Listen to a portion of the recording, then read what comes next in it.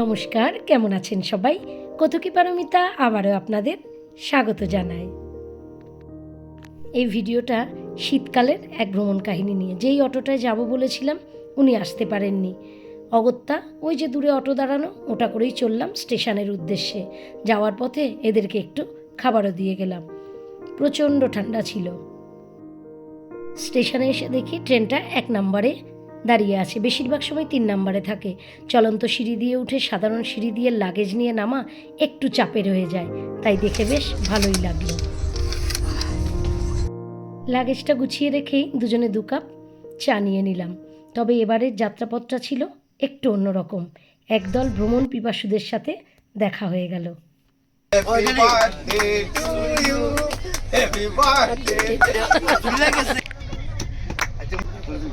ভালোই বার্থডে পালন হলো, ঐতিহাসিক জন্মদিন। দারুণ দারুণ। আমরা আজকে না 91-এ পালন করে এসেছি। পেন্ট্রিকারের থেকে 3 কেস আনা হয়েছে, কোল্ড ড্রিঙ্কস আনা হয়েছে, কেক আনা হয়েছে। পেন্ট্রিকারে আগে থেকে কয়ে রাখা হয়েছিল। ওনাদের দেখে, ওনাদের মুখে কথা শুনে খুব ভালো লাগলো। ওনারা কিছুদিন অন্তরই ঘুরতে বেরিয়ে যান, জীবনটাকে খুব সুন্দর করে উপভোগ করেন। বিরাট এক হুইসেল দিয়ে আমাদের ট্রেন চলল তার গন্তব্যের উদ্দেশ্যে। জন্মদিনে তো ওনাকে শুভেচ্ছা জানালাম, এবার কেক খাওয়ার পালা। আমি একদম ছোট্ট। আমরা সুগার আছে না, সুগার নেই, সুগার যাতে না হয় সেই কারণে। খাও বার্থডে কেক।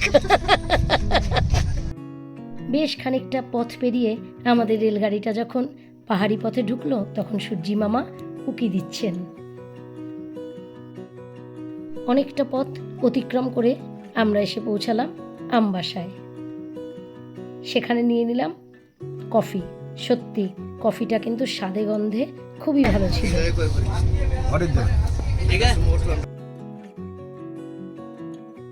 যতদূর মনে পড়ছে, এই পথ দিয়ে এই যাওয়াটা আমার 4র্থবার। যতবারই যাই উন্নতি চোখে পড়ে, ভালোও লাগে।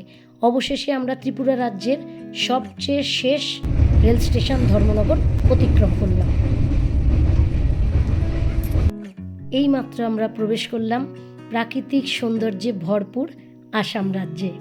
আসাম মানেই তো পাহাড়, জঙ্গল, নদী, বরাক উপত্যকা। এখানে সৌন্দর্য এতটাই মনোমুগ্ধকর যে এতবার এই পথ দিয়ে যাবার পরও মনে হয় এই প্রথম দেখছি। এখন আমরা অতিক্রম করছি বরাক উপত্যকা, যার সৌন্দর্য অপরিসীম।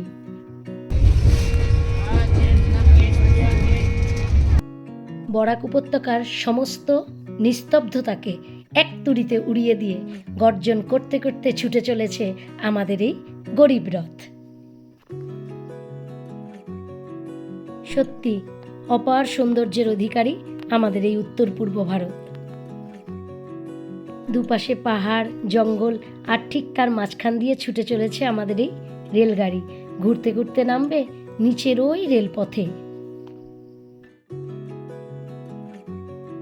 দুপুরের খাবারে খেলাম রুমালি রুটি, নবরত্ন, অল্প একটু ফ্রাইড রাইস আর মিষ্টি দই।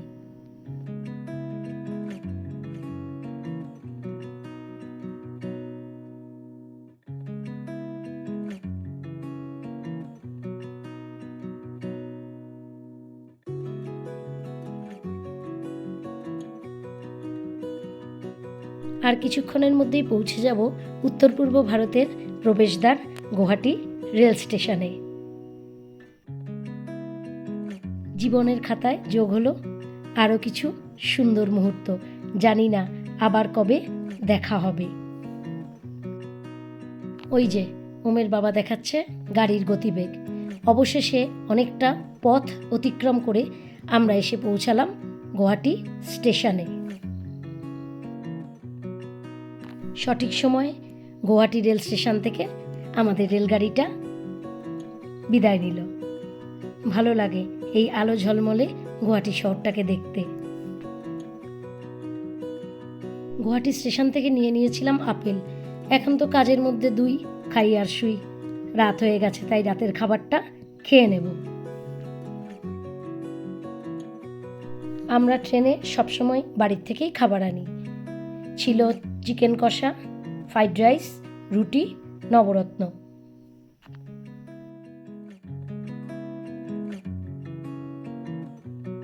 অনেকটা পথ অতিক্রম করে অবশেষে আমরা পৌঁছালাম পশ্চিমবঙ্গের নিউ জলপাইগুড়ি রেল স্টেশনে।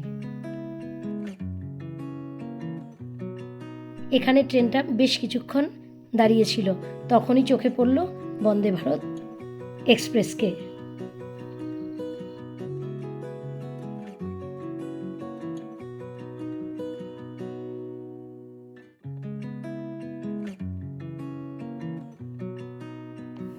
বেশ কিছুক্ষণ দাঁড়িয়ে থাকার জন্য নিউ জলপাইগুড়ি স্টেশন থেকে ট্রেনটা ছাড়তে ভোরের আলো দেখা গেছিল। বাইরে ছিল প্রচণ্ড কুয়াশা আর ঠান্ডা, দারুণ ঠান্ডা। এখন আমরা পার করছি গঙ্গা নদীর ওপরে থাকা ফারাক্কা ব্যারেজ।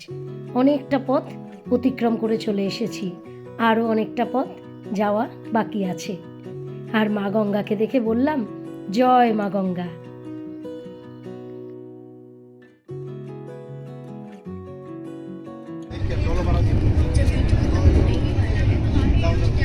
এবার শুনলাম মন ভালো করা, যতদূর মনে হয়, এক লোকগীত।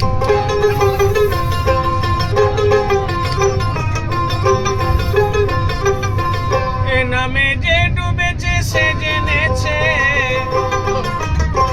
এ নামে যে ডুবেছে সে জেনেছে, অন্য হরি নামে কি আনন্দ ডুবলে জানা যায়। দয়া সে ত্যায্য করে দাঁড়ে দাঁড়ে নাম বিলায়, হরি নামে কি আনন্দ ডুবলে জানা যায়, হরি নামে কি আনন্দ ডুবলে জানা যায়, হরি নামে কি আনন্দ ডুবলে জানা যায়।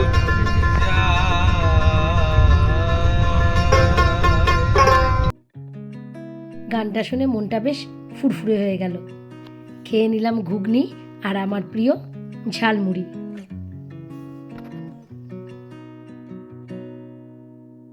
গরিব রথ এসে পৌঁছালো কাটোয়া জংশনে। আর ঘন্টা খানেকের মধ্যেই পৌঁছে যাব আমাদের গন্তব্যে। অনেক দিন পর দেখতে পেলাম লোকাল ট্রেনকে, তবে এখানে সূর্যি মামা বেশ কড়া। ওই যে দেখা যাচ্ছে মেট্রো রেলের লাইন। আমরা প্রবেশ করেছি কলকাতা শহরে, আর ওটা নোয়াপাড়া মেট্রো স্টেশন।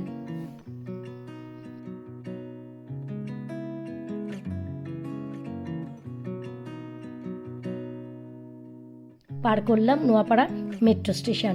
এবার যে পাড়াটা দেখা যাচ্ছে এটা বেদিয়াপাড়া। এখানেই আমি বড় হয়েছি। আমার শৈশব, কৈশোর ও আমার বিয়ে হয়েছে এই পাড়ার থেকে। আমার বাবারা 3 ভাই 3 বোন, আমার 2 জেঠু আর আমার বাবার বাড়ি একই পাড়াতে। মানুষ কি তার জন্মভিটাকে ভুলতে পারে? আমিও ভুলিনি। বেদিয়াপাড়া আমার হৃদয়ে। এখন পার করছি আমার সেই ছোট্টবেলার স্টেশন দমদম জংশনকে। অবশেষে আমাদের রেলগাড়ি এসে পৌঁছালো তার গন্তব্য কলকাতা স্টেশনে। গরিবরথ সময় নিল 28 ঘন্টা, প্রায় এই 1555 কিলোমিটার পথ অতিক্রম করতে। খাওয়া দাওয়া, বিশ্রাম, গল্প, আড্ডা দিয়েই এই সময়টা সুন্দর হয়ে উঠল। খুব ভালোভাবেই পৌঁছে গেলাম কলকাতা স্টেশনে। এবার সবার থেকে বিদায় নেওয়ার পালা। টাটা টাটা সবাইকে, টাটা। হ্যাঁ হ্যাঁ, আর সবাইকে ঘোরাঘুরির উইশ রইল।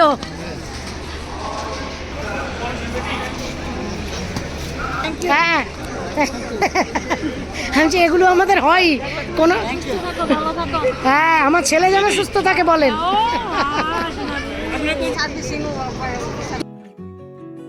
এইসব দিদিরাও ঘুরতে যাচ্ছেন।